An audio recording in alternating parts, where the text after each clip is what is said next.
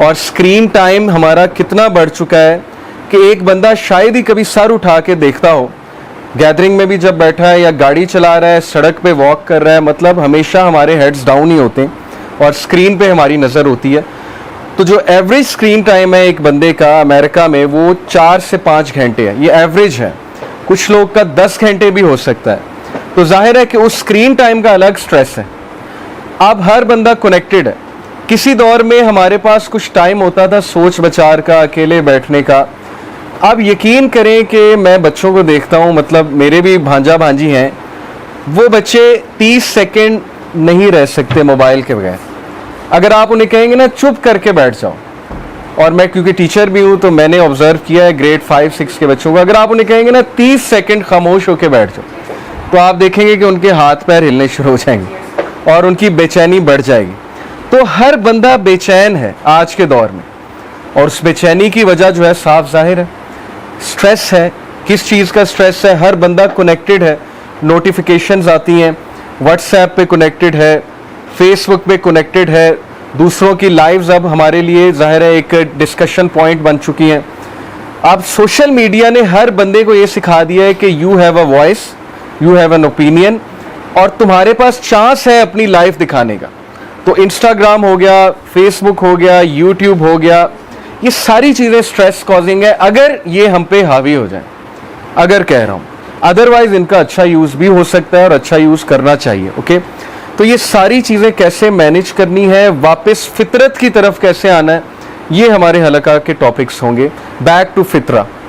और इस वक्त हम फितरत से हट चुके हैं, और फितरत से जब भी हम हटेंगे तो हमारी लाइफ में डिस्टर्बेंस आएगी।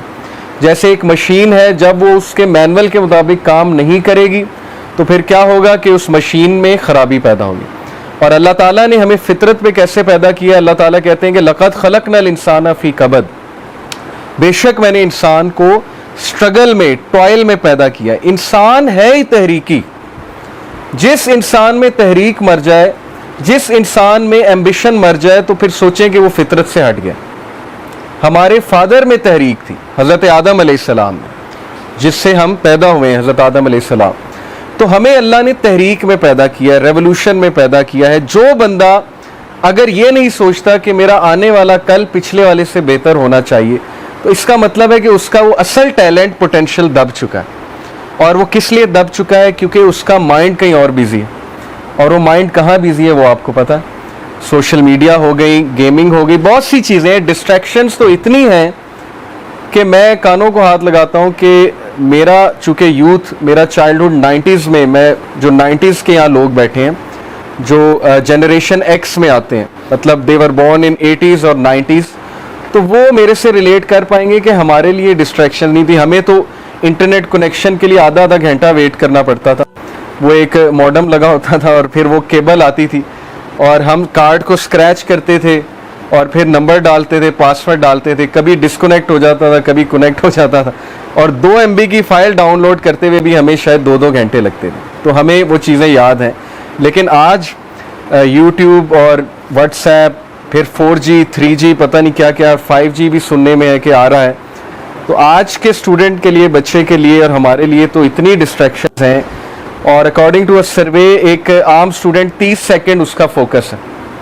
अभी अगर आप मेरी बात सुन रहे हो सकता है आप में से बहुत से लोग का फोकस ही आउट हो गया, वो कहीं और पहुंचे हो, क्रिकेट ग्राउंड में पहुंचे हो, या कोई टेंशनें चल रही हो, या कुछ और चल रहा हो माइंड में। ओके, तो फोकस आउट होने की वजह भी ये है कि जाहिर है कि जब ब्रेन थक जाता है, चीज़ें बहुत होती हैं ब्रेन के सोचने के लिए, तो जाहिर है कि हमारे फोकस पे फ़र्क पड़ता है, और फोकस से फ़र्क पड़ने से स्टडी पे फ़र्क पड़ता है। अब आजकल बच्चों की स्टडी भी कितनी इफ़ेक्ट हो रही है, क्योंकि एक तरफ व्हाट्सएप होता है, एक तरफ बुक खुली होती है, 5 मिनट पढ़ के फिर आधा घंटा व्हाट्सएप यूज़ होता है, हालांकि वाइस वर्सा होना चाहिए। तो हर चीज़ इफ़ेक्ट हो रही है। इन शॉर्ट, हमारी लाइफ में इस वक्त केओस चल रहा है। तो वो बातें, ये सारी बातें मैं आपसे करूंगा बारी बारी कि इस केओस को हमने हल कैसे करना है इंशाल्लाह। ओके, जैसा कि मैंने जितनी बातें की, वो ये पहली स्लाइड अगर आप देख रहे हैं, आई थिंक यस। तो अगर मैं आपसे ये कहूँ सबसे कि इस वक्त हमें हर बंदा उन चीज़ों का बोझ उठाए हुए है जो चीज़ें हमारा बोझ नहीं थी। यानी अल्लाह ने हमें जिस मकसद के लिए पैदा किया था वो इन टेंशनों के लिए पैदा नहीं किया था। कि मैंने कौन सा सूट पहनना है या मैंने कौन सा ब्रांड ट्राई करना है या क्या करना है। मकसद असल में कुछ और था, लेकिन वो टेंशनें एक्चुअली हमने खुद इतनी पाल ली हैं लोगों को दिखलावा करने के लिए, जाहिर है एक फेक लाइफस्टाइल अपनाने के लिए, इन रहने के लिए, कूल रहने के लिए, ठीक है, पीयर प्रेशर में आके ऐसी ऐसी चीज़ें हमने करना शुरू कर दी कि अब हमारी हालत ये है कि हम एक बहुत बड़ा बोझ इस ख्याली दुनिया का अपने ऊपर उठाए हुए हैं और हर बंदा जो है वो फिर ज़ाहिर है स्ट्रेस में है। ये कुछ स्ट्रेसेस मैंने आपको दिखाए हैं कि टाइम मैनेजमेंट के हवाले से, फिर बहुत सी वरीज़ हैं, ऐसी वरीज़ जो हमारा मतलब काम ही नहीं था वो वरीज़ लेने का, लेकिन समहाउ वो वरीज़ आ चुकी हैं। जैसे अगर मैं यूथ की बात करूं तो वो वरीज़ पालनी है, मतलब यूनिवर्सिटी में जो रिलेशनशिप्स हैं, हराम रिलेशनशिप्स की बात कर रहा हूँ, वो वरीज़ हमारी पालने वाली थी ही नहीं। लेकिन आज उन चीज़ों ने हमें इतना जकड़ लिया है कि एक स्टूडेंट इतना परेशान है। और जैसे अमेरिका में एक स्टैटिस्टिक है कि इससे पहले कि किसी की शादी हो तो 7 बॉयफ्रेंड्स या 7 गर्लफ्रेंड्स तो उसकी होती हैं, इससे पहले कि उसकी एक्चुअल में शादी हो, ठीक है। तो अक्सर मैं ये यूथ को मजाक में कहता भी हूँ कि पाकिस्तान में आप जो मर्जी कर लें, शादी खाला की बेटी या फुप्पो की बेटी से होनी है, यानी जो यहाँ पे ट्रेंड है। तो इन चीज़ों में टाइम ज़ाया करना और यूथ का कसूर भी कभी कभी मैं सोचता हूँ कि इनके साथ हो क्या रहा है, मीडिया भी यही दिखा रहा है, फिर हर बंदा इन कामों में लगा हुआ है। जो नहीं करता उसको एबनॉर्मल समझा जाता है, उसको डिग्रेड किया जाता है, उसको फिर उस सर्कल में इन नहीं किया जाता। तो इस वजह से वो वरीज़ जो एक्चुअली हमारी थी ही नहीं, हम उन वरीज़ में पड़ गए। और असल वरीज़ क्या होनी चाहिए थी कि क्या हम बेटर बन रहे हैं, क्या एज ए पर्सन मैं बेहतर हो रहा हूँ कल से, क्या मेरे स्किल्स कुछ बेहतर हो रहे हैं, क्या मेरी स्पिरिचुअलिटी, मेरी रूहानियत बेहतर हो रही है, वगैरह वगैरह। ये हमारी वरीज़ होनी चाहिए। फिर स्ट्रेसेस हैं, क्राइसिस है, ट्रबल है, लिमिटेशन है, प्रॉब्लम है, एंग्जाइटी है। सो द क्वेश्चन इज, जो क्वेश्चन मैं आप लोगों से डिस्कस करना चाहता हूँ, पहला क्वेश्चन है कि how do I find peace in this chaotic world. ये क्योटिक वर्ल्ड है जिसमें मुझसे ना टाइम मैनेज हो रहा है, ना फैमिली मैनेज हो रही है, ना स्ट्रेस मैनेज हो रहा है, ना फोकस मैनेजमेंट हो रही है। तो समझ नहीं आती कि मैं दीन को फॉलो करूं या मैं दुनिया को फॉलो करूं या मैं पैसे कमाऊं, मैं करूं क्या। तो इसको कैसे सेटल करना है, इंशाल्लाह ये एक हमारा टॉपिक होगा। और फिर ये question, what will give me the inward calmness when outwardly circumstances are spinning out of control, कि वो इनवर्ड कामनेस कैसे मिलेगी, वो अंदर का सुकून मुझे कैसे हासिल होगा जबकि आउटवर्ड सर्कमस्टांसेस हाथ से निकलते जा रहे हैं। यानी अक्सर ऐसे होता है कि बंदे को समझ नहीं आती कि प्रॉब्लम आ कैसे गई। मैं तो अच्छा खासा जा रहा था, मैंने तो कभी किसी के साथ कुछ नहीं किया था, लेकिन ये प्रॉब्लम मुझ तक कैसे आ गई। वजह क्या है कि हम प्रोएक्टिव नहीं होते, हम पहले से जो है वो एंटिसिपेट नहीं कर रहे होते कि प्रॉब्लम्स आ सकती हैं, पहले से तैयारी नहीं कर रहे होते। तो बहरहाल ये चीज़ भी इंशाल्लाह हम डिस्कस करेंगे। और फिर ये क्वेश्चन बड़ा इंपॉर्टेंट है कि वाई मी। बहुत से लोग के साथ हादसात हो जाते हैं, वो हादसात को एब्जॉर्ब नहीं कर पाते, डाइजेस्ट नहीं कर पाते, और फिर ये क्वेश्चन अराइज होता है कि मेरे साथ ऐसा क्यों हुआ, वाई मी। यानी किसी के पेरेंट्स के साथ रिलेशन अच्छे नहीं है। आजकल बहुत से यूथ ये शेयर करते हैं कि जाहिर है कि स्ट्रेन रिलेशन है पेरेंट्स के साथ, या पेरेंट्स समझ नहीं पा रहे उन्हें, या यूथ की तरफ से पेरेंट्स परेशान हैं, और फिर वो एक क्वेश्चन बहुत करते हैं कि हमारे साथ ऐसा क्यों हो रहा है। तो क्यों को तलाश करना, ये भी हम पूरी कोशिश करेंगे कि इस सारी वर्कशॉप में, लेक्चर सीरीज में हम ये करें। जहाँ तक आज के दौर की बात है, हमारे लिए बहुत चैलेंजिंग टाइम्स हैं। मेंटल डिजीजेस मेरे दौर में इतनी कॉमन नहीं थी। आज आपको पता है कि छोटे बच्चों तक में मेंटल डिजीजेस आ चुकी हैं। ओसीडी, ऑब्सेसिव कंपल्सिव डिसऑर्डर, इतना कॉमन हो चुका है हमारी सोसाइटी में, मैं आपको बता नहीं सकता। और ये क्या है, ओसीडी होता है कि कंपल्शन होना, ऑब्सेशन होना किसी चीज़ के करने की। जैसे मोबाइल फ़ोन्स की ओसीडी अगर मैं आपको बताऊं तो वो ये है कि हर वक्त आपको टोन सुनाई देना, या हर वक्त आपको ये लगना मैसेज आ रहा है, या हर वक्त आप नींद में उठ जाएं कि कोई नोटिफिकेशन ना आई हो, या आप कोई काम करने बैठे एकदम आपको याद आ जाए कि अच्छा मैंने इसको रिप्लाई नहीं किया, ये मैसेज नहीं चेक किया, ये नोटिफिकेशन नहीं देखी। तो this is sine of OCD but not extreme OCD. OCD बहुत एक्सट्रीम तक जाता है, लेकिन मैं आपको बता रहा हूँ कि ये डिसऑर्डर्स हमारे दौर में नहीं थे जब मैं टीनेजर था, बट आज ये चीज़ें आ रही हैं। और फिर 14.8 million Americans experience an episode of major depression in any given year. यानी ये 6.7% ऑफ द पॉपुलेशन है। ये मैं आपको डिप्रेशन का रेट बता रहा हूँ और ये मेजर डिप्रेशन का रेट है। मेजर डिप्रेशन एक फॉर्म है डिप्रेशन की, और मेजर डिप्रेशन की सबसे बड़ी वजह मैं आपको बताता हूँ। According to there is this psychologist Feldman, Robert Feldman Harvard के प्रोफेसर हैं। उन्होंने मेजर डिप्रेशन का जो सबसे बड़ा रीज़न बताया है लोगों में, वो ये बताया कि मल्टीपल टास्किंग। उन्होंने कहा कि आज का बंदा इतने कामों में इन्वॉल्व है जिसकी वजह से इतना स्ट्रेस आता है उसे कि अल्टीमेटली वो ब्रेक डाउन कर जाता है। स्पेशली उन्होंने कहा ख़वातीन में सबसे बड़ी रीज़न मेजर डिप्रेशन की मल्टीटास्किंग। आप देखें अगर तो इस्लामिक सिस्टम को लें तो अल्लाह ताला ने जो रोल्स डिफाइन किए हैं वो बड़े सिंपल हैं कि होम मेकर खातून है और ज़ाहिर है कि खामद ने कमाना है, लेकिन अगर कोई जॉब करना चाहती हैं, कोई डिग्निटी के साथ कुछ करना चाहती हैं, एजुकेशन हासिल करना चाहती हैं, वो अलाउड है।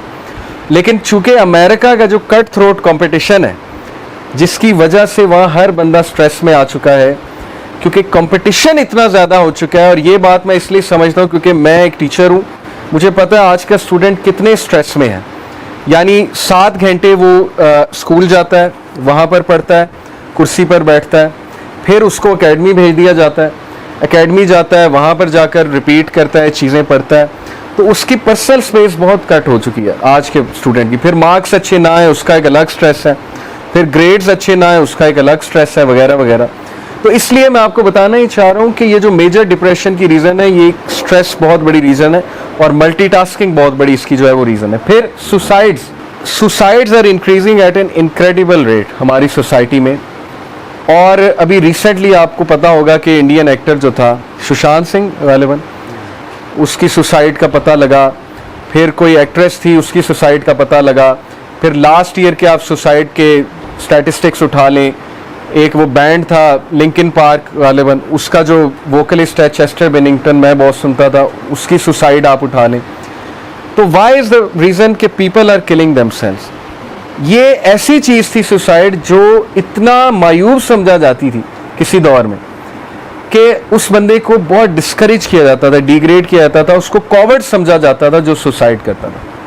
लेकिन आज हम उनको हीरोज़ बनाते हैं, हालांकि ये कॉवर्डली एक्ट है। अपने आप अपनी लाइफ ले लेना, अपने आप को मार लेना, this is a cowardly act. लेकिन हम कहते हैं रेस्ट इन पीस और हम उनको दुआएं देते हैं, जबकि उन्होंने कॉवर्डली एक्ट किया। बहुत ज़रूरी है आपके लिए समझना, ओके?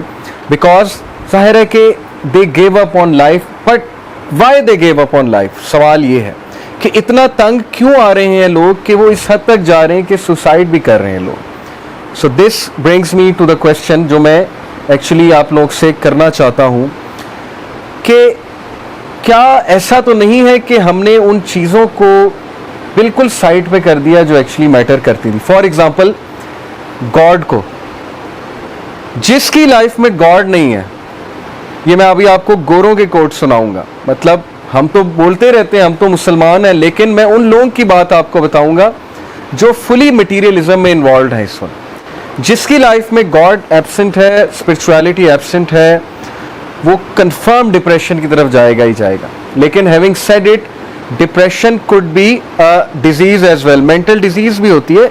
रिलीजियस लोग को भी डिप्रेशन हो जाती है, मैं ये नहीं कह रहा रिलीजियस लोग को नहीं होती है, वो बहुत ही खुश होते हैं, हो जाती है। लेकिन याद रखें रिलीजियस बंदा कभी भी एग्जिस्टेंशियल डिप्रेशन की तरफ नहीं जाएगा। 2 तरह की डिप्रेशन होती हैं, एक होती है एग्जिस्टेंशियल डिप्रेशन और एक होती है क्लिनिकल डिप्रेशन। एग्जिस्टेंशियल डिप्रेशन की रीज़न होती है कि जब एक बंदा अपना पर्पस लूज कर दे, सेंस ऑफ पर्पस, वो कहे मैं क्या कर रहा हूँ, मेरा पर्पस क्या है, सोसाइटी में मेरा रोल क्या है, और उसको कोई पर्पस ना मिले और वो खा ले पी ले जी ले की फिलॉसफी पे चले, लेकिन फिर भी उसको चैन ना आए कि नहीं something is missing, something is missing. तो ये होती है एग्जिस्टेंशियल डिप्रेशन। क्लिनिकल डिप्रेशन होती है because of imbalance in the chemicals. Brain में जो केमिकल्स होते हैं, सेरोटोनिन हो गया, डोपामीन हो गया और ऑक्सीटोसिन हो गया, उनका कुछ इम्बैलेंस क्रिएट होता है तो क्लिनिकल डिप्रेशन होती है। तो क्लिनिकल डिप्रेशन मोमिन को भी हो सकती है, मैं इसका इनकार नहीं करता, हालात की वजह से हो जाती है। लेकिन मैं आपसे बात ही करना चाहता हूँ कि डिप्रेशन की बहुत मेजर वजह कि हमने गॉड को, स्पिरिचुअलिटी को अपनी लाइफ से निकाल दिया और हम ये समझते हैं कि हम मटीरियल चीज़ों को यूज़ कर करके इन चीज़ों में इन्वॉल्व हो के अपने आप को तस्कीन दे लेंगे। ये एस्केपिज्म की थ्योरी है कि हर बंदा अपने प्रॉब्लम से एस्केप करना चाहता है। जैसे वो कबूतर को जब बिल्ली खाने आ रही होती है ना, वो आंखें बंद कर लेता है। तो हम में से बहुत से लोग एस्केपिज्म के शिकार हो चुके हैं कि नहीं नहीं, एवरीथिंग इज फाइन, सब ठीक है, सब ठीक है, लेकिन चीज़ें हाथ से निकलती जा रही हैं। कट थ्रोट कंपटीशन है, रैट रेस है, आगे बड़ा बहुत मुश्किल है, जॉब्स नहीं मिल रही लोगों को, अनएम्प्लॉयड है लोग, रिलेशनशिप्स जो है वो किस तरह के होते जा रहे हैं, अल्लाह माफ़ करे, डिवोर्सेस कितनी बढ़ती जा रही है हमारी सोसाइटी में। तो सब ठीक नहीं है, इसलिए ये चीज़ें डिस्कस होनी चाहिए। तो विल ड्यूरेंट का ज़बरदस्त कोट मैं आपको सुनाता हूँ, इस पर ज़रा गौर कीजिएगा। ये कहते हैं कि so I should say that civilizations begin with religion and stoicism. वो कहते हैं कि हर सिविलाइजेशन, हर तहजीब दीन से, मजहब से और स्टोइसिज्म से डेवलप होती है, यानी डिसिप्लिन से। This is the philosophy of discipline, stoicism. They and with scepticism and unbelief. और सिविलाइजेशंस तबाह कब होती हैं? जब इंसान अनबिलीफ और रूहानियत से दूर हो जाता, तब उनकी तबाही शुरू हो जाती है। और ये गोरा कह रहा है, Will Durant, and the undisciplined pursuit of individual pleasure. और सिविलाइजेशंस की तबाही की वजह undisciplined pursuit of personal pleasure, कि जब हम पर्सनल प्लेजर का अनडिसिप्लिन्ड परस्यूट करते हैं। देखें, याद रखें, हमारे बहुत से यंगस्टर समझते हैं दीन में हर चीज़ हराम है, तो वो यही कहते हैं ना कि यार ये मौलवी तो हर चीज़ हराम कहते हैं, तो लिहाजा इससे अच्छा है हम मर ही जाएं, इससे अच्छा है हम दीन फॉलो ही ना करें। तो मैं ये क्लियर आपको कर दूं कि मैं अल्हम्दुलिल्लाह, हमारा यूथ क्लब से ताल्लुक़ है, हम आउटिंग भी करते हैं, सब कुछ करते हैं। देखें, दीन डिज़ायर्स को किल नहीं करता, लेकिन दीन डिज़ायर्स को डिसिप्लिन करता है। ये सेंटेंस आप याद रखें, religion does not kill desires, religion disciplines desire. दीन हमें बताता है कि डिज़ायर कैसे फुलफिल करनी है, उसका प्रॉपर तरीका क्या है और किस तरह फुलफिल करनी है। तो जब हमारा अनडिसिप्लिन परसूट होगा डिज़ायर्स को फॉलो करने का, तो तबाही। जैसे मेरा भी दिल करता है, आपका भी दिल करता होगा कि हम 24 घंटे गेमिंग खेलें, सोएं, गेमिंग करें, मूवीज़ देखें और हमारे ऊपर कोई जिम्मेदारी ना हो, ना हमें नमाज़ें पढ़नी पड़े, ना हमें माँ बाप कुछ काम करने का कहें, ना हमारे लिए पढ़ाई हो। अब जैसे कोविड आया, उसके बाद स्कूल खुल रहे हैं, तो हर एक के मुंह बन गए क्योंकि पढ़ाई करनी पड़ेगी एकदम से। तो इंसान बाय नेचर सुस्त है, ये तो बात कन्फर्म है।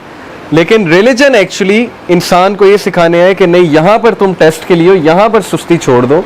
हाँ, जन्नत में जो मर्जी करना, आए हम सारे जन्नत से हैं, हम सारे प्रिंस और प्रिंसेसेस ही हैं, लेकिन यहाँ पर नहीं है। तो अनडिसिप्लिन्ड परसूट जब भी होगा, आपकी लाइफ डिस्टर्ब होगी, आपकी लाइफ में क्योस आएगा। ठीक है, ये बात याद रखिए। A civilization is born stoic and dies epicurean. Civilization discipline start होती है, लेकिन जब तबाह होती है तो क्योस से तबाह होती है। और आज हमारा मुआशरा क्योस की तरफ जा रहा है। आप देखें, जो हैरेसमेंट केसेस हैं, रेप केसेस, अल्लाह माफ़ करे, मीडिया में क्या क्या सुनने को मिलता है। सोशल मीडिया में रोज़ाना खबर मिल रही है, फिर छोटे छोटे बच्चों के साथ, बच्चियों के साथ जो मामलात हैं, डेफिनेटली हम क्योस की तरफ जा रहे हैं, डेफिनेटली हम तबाही की तरफ ही गामजन हैं। वजह वही है जो आइंस्टाइन ने कहा था, एरिस्टोटल ने गालिबन कहा था कि दुनिया बुरे लोगों से तबाह नहीं होगी, दुनिया अच्छे लोगों की खामोशी से तबाह होगी। अच्छे लोग खामोश हैं, अच्छे लोगों से मुराद है जो माशाल्लाह आप जैसे लोग हैं, वो कह रहे हैं जब तक हम पे प्रॉब्लम नहीं आती सब ठीक है, जब हम पे आएगी तब देखी जाएगी। तो इंसान को अल्लाह ने इसलिए नहीं पैदा किया, इंसान में तहरीक है, इंसान में डिसिप्लिन है, नेचुरली इंसान में डिसिप्लिन है। आप लोग खुद ये चीज़ अप्लाई करके देख लेंगे, जब आप लोग बहुत हार्ड वर्क करें, काम करें, टास्क को कंप्लीट करें, आप खुश होते हैं, आप अच्छी रात गुजारते हैं। जब आप इशा पढ़ के सोएं, आप बड़ी अच्छी रात गुजारते हैं, आप काम डाउन होते हैं। जब नमाज ना पढ़ी हो, एक खौफ सा होता है, अजीब सी एंग्जाइटी होती है, एक सेंस ऑफ इनकम्प्लीटनेस होती है कि नहीं मैंने काम कंप्लीट नहीं किया। इसका मतलब आपके अंदर वो इंसान है जिसको कंप्लीटनेस चाहिए, जिसको टास्क की कंप्लीशन चाहिए, जो हार्ड वर्किंग है, लेकिन वो दब चुका है वो इंसान, तो उसको निकालना है इंशाल्लाह हमने बाहर। दैट्स वाई हलका हमने शुरू किया। जिम कैरी का ये कोट देखिए, कितना ज़बरदस्त कोट है। और जिम कैरी देखें, हॉलीवुड जाहिर है एक इंडस्ट्री, तो सैटेनिक इंडस्ट्री है, सीधी सी बात है, लेकिन जाहिर है कि उसमें कुछ ऐसे लोग हैं जो नेचर वाइज अच्छे लोग हैं, तो he is one of them. He said कि I hope everybody could get rich and famous and will have everything they ever dreamed of, so they will know that it's not the answer. ये कहता है कि मेरे पास कितना bank balance है, हर गाड़ी है, हर चीज़ है मेरे पास। लेकिन this is not the answer, ये आंसर नहीं है, ये नेसेसिटीज हो सकती हैं। आप में से कोई अच्छे कपड़े पहना जाता है, नेसेसिटी है। लेकिन ये अगर गोल बन गया है और फेमस होना आपका मिशन बन चुका है कि मैंने फेमस होना, अब हर बंदा फेमस होना चाहता है, यूट्यूब पे पैसे कमाना चाहता है। तो मेरे स्टूडेंट का मुझसे पहला सवाल ये होता है, सर आप कितना कमाते हैं यूट्यूब पे? मैंने अभी तक मोनेटाइजेशन नहीं की, मुझे तो पता भी नहीं है इतना मोनेटाइजेशन का, लेकिन पहला सवाल ये होता है कि आप कितना कमाते हैं, यानी हमारी सोच डायरेक्ट वहाँ जाती है। सो ही सेड कि everyone should get rich and famous, ताकि उन्हें पता लग जाए ये आंसर नहीं है। ये है बेसिकली करने की बात। और फिर Keanu Reeves is also one of them, जो थोड़ा डिसेंट आदमी है हॉलीवुड में। उसने कहा I always felt like I am not from this generation, I just live in it. उसने कहा मैं इस जनरेशन का नहीं हूँ, मैं रिलेट नहीं कर पाता आप लोगों से, मैं सिर्फ बस जिंदा रह रहा हूँ, पैदा हो चुका हूँ इस जनरेशन में। somehow I am here because the way my mindset differs from the majority, you'd think I come from a different dimension। तो वो कहता है मेरा mindset different है, and this person loves to live in mountainous areas, you know, ऐसे जगह जो natural हैं, ताकि वहाँ पर जाके फितरत को वापस लेकर आए। तो मैं आपको एक कोट क्यों सुना रहा हूँ जिम कैरी का, और इसका कोट क्यों सुना रहा हूँ? क्योंकि एक तो ये फेमस लोग हैं, दूसरा ये फेमस लोग अगर ये बात कर रहे हैं तो कुछ तो दम है ना बात में। मौलवी तो आप कहते हैं हर वक्त करते ही रहते हैं, उनका तो काम ही है आप लोग के नज़दीक के बस वो बातें ही करते हैं। लेकिन अगर ये लोग रियलाइज़ कर रहे हैं कि स्पिरिचुअलिटी इज़ द आंसर, इंसान स्पिरिचुअल है, इंसान मशीन नहीं है, अल्लाह ताला ने इंसान की रूह बनाई है और वो रूह मर रही है, वो चीख रही है कि मुझे मेरी डाइट दो, और हम नहीं दे रहे उसको उसकी डाइट, जिसकी वजह से तज़ब्ज़ब का शिकार है हर बंदा, परेशानी का शिकार है, बेचैनी का शिकार है। एंड देन दिस क्वेश्चन जो मैंने अभी आपसे पूछा कि क्या हम सिर्फ एक मैकेनिकल बीइंग हैं, क्या हम वाकई खा ले पी ले जी ले की फिलॉसफी पे चलने वाले हैं? क्या हर इंसान की लाइफ यही होगी कि वो सुबह उठे, स्कूल जाए, एकेडमी जाए, वापस आए, सो जाए, गेमें खेले, क्रिकेट खेले, दैट्स इट? या बस ऑफिस जाए वहाँ जाके काम करे, सर्व करे, वापस आए, सो जाए?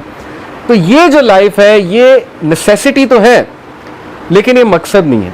और जब नेसेसिटी मकसद बन जाएगी तो डिप्रेशन होगी, तज़ब्ज़ब होगा, बेचैनी होगी। So we are not actually mechanical beings, हम प्रॉपर रूह हैं, हम एक स्पिरिट हैं, हम एक सोल हैं, और उसकी गवाही आप खुद देंगे। जब कुरान हम में से कोई सुनता है तस्कीन मिलती है, सुकून मिलता है। जब हम किसी ऐसी महफिल में आते हैं जहाँ रूहानियत की बात हो रही है, हम रिलेट करते हैं, हमें पता लगता है कि वाकई ये बातें सही हो रही हैं, तो दिस इज़ अ प्रूफ कि हमारे अंदर रूह मौजूद है। इस वक्त जो सिविलाइजेशन का शिफ्ट हुआ है, जो जुल्म है इंसानियत के साथ, इस वक्त जितना जुल्म वेस्टर्नर्स पे हो रहा है मैं आपको बता नहीं सकता। उनमें से हर बंदा डिप्रेशन का मरीज बन चुका है। क्यों? क्योंकि जो शिफ्ट खाई है उनकी सिविलाइजेशन ने, 1920 1930 की वीडियोस आप देखेंगे, आपको यकीन नहीं आएगा ये अमेरिका है, ये लंदन है।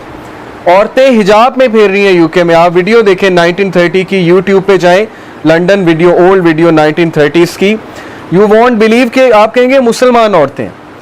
तो वो जाहिर है उनका एक ड्रेस होता था, उनका लंबा सा एक गाउन होता था और सर पे स्कार्फ लेती थी यूरोपियन औरतें। और अब आप देख लें क्या शिफ्ट मारा है उन्होंने। इसी तरह आप यहाँ पर देख लें क्या शिफ्ट है पाकिस्तानी सोसाइटी में। वो शिफ्ट किस वजह से? इन तीन चीज़ों की वजह से। हमने गॉड को छोड़ा, गॉड को छोड़कर हमने कहा हम यूनिवर्स की बात करेंगे। गॉड छोड़ो, गॉड से हमारा कोई ताल्लुक नहीं है, होगा हमें क्या, लेट्स स्टडी यूनिवर्स। अब जितनी भी साइंस है, it is not the study of God, it is the study of universe. एक हद तक तो ठीक है, यूनिवर्स के बारे में जानने में कोई हर्ज नहीं है, लेकिन गॉड का कहीं कहीं हमारी साइंसेस में कोई रोल नहीं है, ना कोई ताल्लुक है। जो साइकोलॉजी है, सोशल साइंसेस है, अगर आप रिलीजन पढ़ के नहीं गए इन फील्ड्स में, there are 80% chances you will become atheist. ये मैं आपको बता रहा हूँ। When you end up in some institute like LUMS और आपको दीन का अलिफ बे नहीं पता, तो बड़ा चांस है कि आप लोग दीन से तो गए। मैं लम्स को ब्लेम नहीं कर रहा, लम्स में बड़े अच्छे लोग भी मौजूद हैं, मेरे कुछ पर्सनल टीचर्स, ऐसे टीचर्स हैं, दोस्त हैं जो बड़े अच्छे हैं, लेकिन अनफॉर्चुनेटली लिबरल साइंसेस में जब आप जाएंगे और आपको दीन का अलिफ बे नहीं पता, तो फिर बहुत चांस है स्लिप होने का। तो गॉड से जब यूनिवर्स पर बात शिफ्ट हुई तो उसका नतीजा आपके सामने। फिर सोल से बॉडी पर बात शिफ्ट हुई। छोड़ो सोल, रूह क्या है, किसने देखी है? ना कोई साइंटिफिक प्रूफ है, ना कोई एम्पेरिकल एविडेंस है।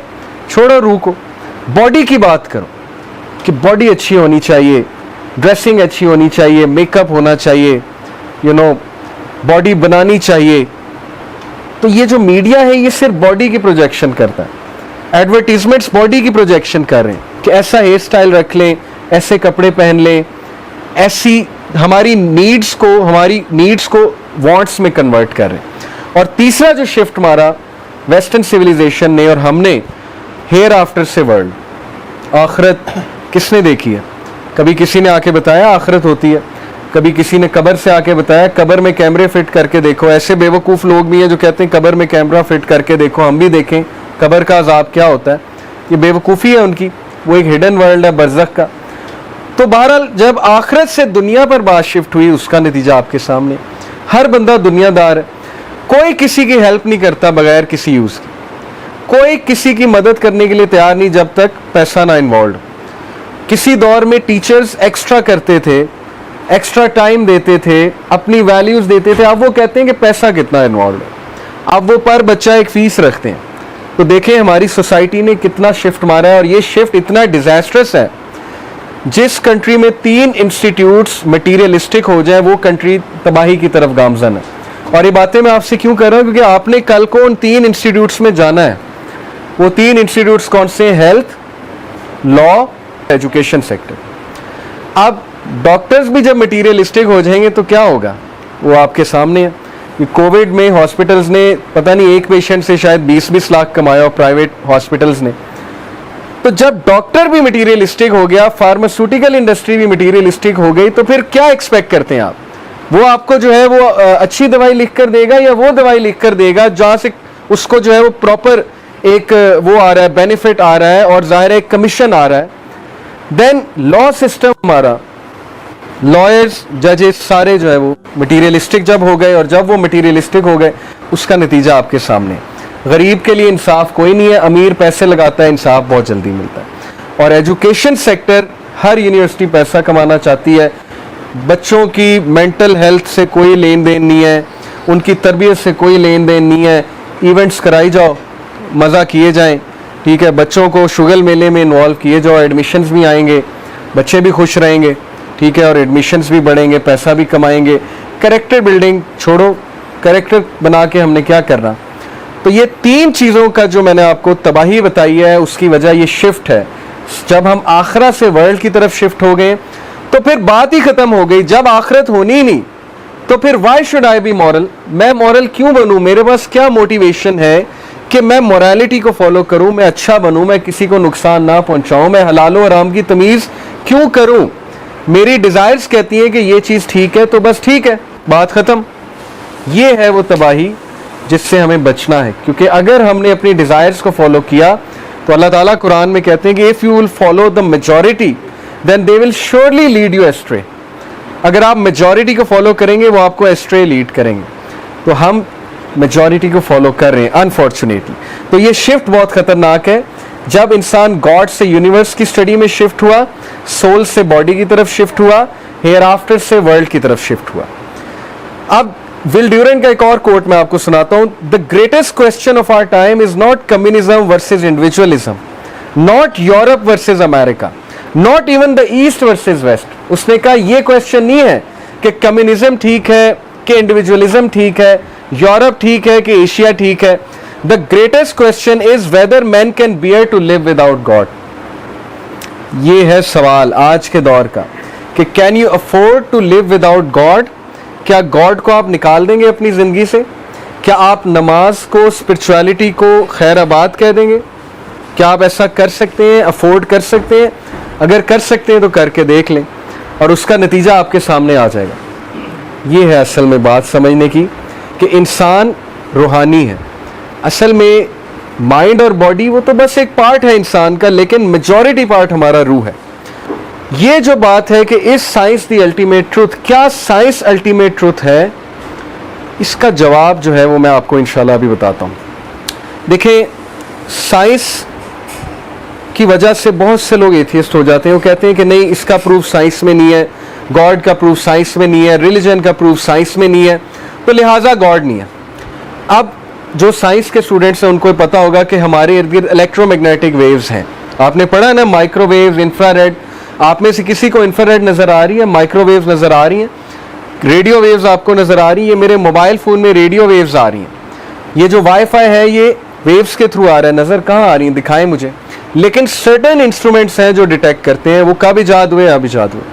अब आप 200 साल पहले चले जाएं और आप 200 साल पहले जाकर क्लेम करें, सपोज आप टाइम मशीन से 200 साल पहले चले गए, आप क्लेम करें 200 साल पहले जाके लोगों को कन्विंस करें कि तुम्हें पता है कि इलेक्ट्रोमैग्नेटिक वेव्स होती है, इंफ्रारेड होती है, माइक्रोवेव्स होती हैं, जिससे मोबाइल फ़ोन चलेगा। पहले तो आपको कहें मोबाइल फ़ोन क्या होता है, आपको उन्हें कायल करना पड़ेगा, एक तस्वीर बना के ये मोबाइल फ़ोन होता है। वो कहेंगे दिखाओ कहाँ है, आप कहेंगे अभी नहीं है लेकिन है, मैं देख कर आया हूँ। आप कहेंगे कि तुम वैसे ही पागल हो, ठीक है, तुम कहाँ से देख कर आए, हम तुम पे कोई यकीन नहीं करते। 200 साल बाद वो चीज़ प्रूव हो गई। तो साइंस की लिमिटेशंस तो चेक करें ना। अब साइंस ब्लैक होल तक तो पहुंच गई है, ब्लैक होल तो दरियाफ्त कर लिया, लेकिन ब्लैक होल के अंदर क्या है ये साइंस नहीं बता रही अभी तक। कैसे बताएगी? कौन जाएगा वहाँ? तो टेलीस्कोप जा ही नहीं सकती ब्लैक होल के अंदर, वहाँ से तो लाइट भी एस्केप नहीं कर सकती। तो आपकी लिमिटेशन तो यही ख़त्म हो जाती है कि आप तो ब्लैक होल के अंदर नहीं जा सकते। तो आप कह रहे हैं कि मैं गॉड को जज करूँगा साइंस के बेस पे, मैं गॉड को साइंस से साबित करूँगा या मैं साइंस से नेगेट करूँगा गॉड को। तो सोचें, अंबिया जब आए उन्होंने हमें बरज़ख का बताया, आखिरत का बताया, उन्होंने हमें गॉड का बताया, अल्लाह का बताया, और उस वक्त के लिबरल्स ने मजाक उड़ाया कि नहीं उड़ाया? उन्होंने कहा कि नहीं कहा, तुम झूठ बोलते। उन्होंने कहा कहाँ है, हमें भी दिखाओ। तो अंबिया देख कर आए, नबी सल्लल्लाहु अलैहि वसल्लम मिराज का सफ़र करके आए हैं, उन्होंने अल्लाह के करिश्मे देखे हैं। वो कह रहे हैं मेरा यकीन कर लो, मैं सच्चा हूँ, सादिक हूँ, अमीन हूँ। तो क्या साइंस ही वाहिद तरीका है ट्रुथ तक पहुँचने का? ये सवाल है। मैं आपको एक मिसाल देता हूँ। सपोज के इस ड्राइंग रूम में अल्लाह ना करे कोई चोर आ गया और वो कुछ चीज़ें उठाकर चला गया और कैमराज नहीं यहाँ पर लगे। अब आप एक साइंटिस्ट को बुलाएंगे तो वो मैक्सिमम क्या कर लेगा? साइंस तो कहती है कि 5 सेंसेस हैं, स्मेल है, हियरिंग है, सीइंग है, ठीक है, सेंसिंग है और टेस्ट है। वो तो इन 5 चीज़ों को यूज़ करके बता सकता है ना चोर आया कि नहीं आया। साइंस के पैरामीटर्स तो ये हैं। लेकिन एक डिटेक्टिव आएगा तो वो क्या करेगा? क्या ख्याल है? डिटेक्टिव कैसे बताता है कि चोर आया था कि नहीं आया था? सब कुछ सेट है, अपनी जगह पर है, लेकिन ये गायब है, सपोज कर ले लैपटॉप गायब है और एक आधी चीज़ और गायब है, तो डिटेक्टिव कैसे पहुंचेगा इस तक? उस चीज़ को क्या कहते हैं, उस प्रोसेस को क्या कहते हैं? इन्वेस्टिगेशन। और इस पूरे प्रोसेस का नाम है डिडक्टिव रीजनिंग। ऐसे ही है ना, वो डिड्यूस करेगा। उसने चोर को नहीं देखा, वो ये नहीं कहेगा हाँ मैंने देखा है, मुझे नजर आ गया चोर। वो कहेगा कि ये खिड़की जब खुली थी तो इसके आगे पर्दा था, आप कहेंगे नहीं था। वो कहेगा अच्छा अब इसके आगे पर्दा, इसका मतलब यहाँ कोई आया है आपकी गैर मौजूद। फिर वो कहेगा कि ये मुझे थोड़े से जूतों के निशान नजर आ रहे हैं, तो ये पहले थे, आप कहेंगे नहीं है। वो कहेगा कि कोई आया था। अब देखा उसने नहीं है, लेकिन वो डिडक्टिव रीजनिंग के थ्रू आपको साबित कर देगा कि नहीं कोई आया है और उसने चोरी की है, कोई ह्यूमन बीइंग आया है, क्योंकि मैं आपको प्रूफ दे सकता हूँ। अब इसको हम मानते हैं कि नहीं मानते हैं? डिडक्टिव रीजनिंग चलती है कि नहीं चलती है? लॉयर्स भी यूज करते हैं डिडक्टिव रीजनिंग कि ऐसा हुआ था, ऐसा हुआ था, ऐसा होया होगा, तो इसलिए ये हुआ है लिहाजा। और दूसरी जो चीज़ होती है ट्रुथ तक पहुंचने की, उसको हम कहते हैं टेस्टिमनी। टेस्टिमनी की मैं आपको एग्जांपल देता हूँ। अब सपोज करें कि एक बंदा 200 साल पहले उसको ये प्रूव करना पड़ जाए कि मेरी वालदा मेरी ही वालदा है, तो कैसे प्रूव करेगा? आज तो डीएनए टेस्ट है, ऐसे ही है ना, आज तो बायोलॉजी है, डीएनए टेस्ट है। वो कहेगा मेरा डीएनए कराओ, वालदा कराओ, मैच कर लो, मैं इन्हीं का बेटा हूँ। 200 साल पहले कैसे प्रूव होगा? 300 साल पहले कैसे प्रूव होगा? क्या वो यूज करेगा? टैक्टिक क्या यूज करेगा? गवाही लेकर आएगा।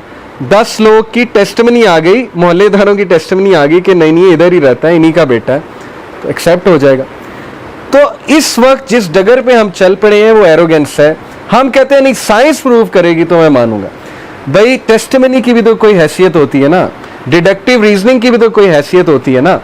आप गॉड को साइंस नहीं कभी प्रूव करेगी, ये मैं आपको अभी बता देता हूँ। अगर कोई ये वेट कर रहा है कि साइंस, क्योंकि साइंस इतनी लिमिटेड है, साइंस ब्लैक होल को नहीं देख सकती, गॉड को कैसे देख लेगी? अल्लाह ताला तो इस स्पेस मैटर टाइम से ही बाहर है, अल्लाह ताला तो क्रिएटर है। क्रिएटर को जो है हमारी साइंस कैसे पहुंच जाएगी? लेकिन अल्लाह ने दो चीज़ें कही हमें कुरान में, एक ये कि मुझ तक कैसे पहुंचो, डिडक्टिव रीजनिंग, अकल यूज़ करो, उलुल अलबाब, क्रिएशन को देखो। अल्लज़ीना यतफक्करूना फ़ी खल्क़िस समावाति वल अर्ज़ि रब्बना मा खलक़ता हाज़ा बातिला, वो लोग जो ऑब्जर्व करते हैं क्रिएशन को, वो कहते हैं ये ऐसे नहीं बन सकती।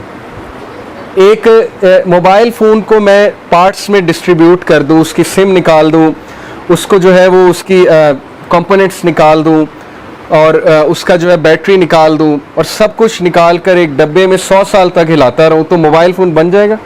100 साल भी हिलाता रहूँगा, मोबाइल फ़ोन नहीं बनेगा। मोबाइल फ़ोन कब बनेगा? जब कोई इंटेलिजेंट बीइंग आएगा, उसे पता होगा ये वाला कैपेसिटर कहाँ लगना है, ये वाला पेज कहाँ पे फिट होना है, सिम कहाँ पे इंसर्ट होनी है, बैटरी किन टर्मिनल्स पे लगनी है, ऐसी है ना।